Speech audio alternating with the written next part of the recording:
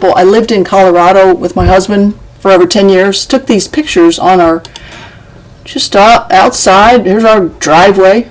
Now let me adjust this one. So this is just a raw picture. I'm just going to push the color balance so you can see brightness and contrast. So you can see that this is definitely something going on with a projection, a holographic projection.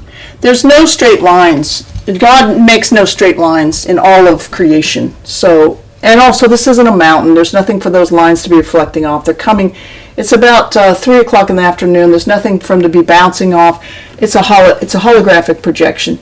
My neighbor, when I told him about this, about Bluebeam, he just thought it was nuts. Our house, you can see in the see this straight line here. Image. I'm going to adjust the brightness and contrast again so you can see this. This line. There's no mountain over there either. Pikes Peak was all the way over here. This is, and they only keep these things, look at that. See, they only keep these things up, say, for a very short amount of time so that people don't see them. But they're doing a test. They're testing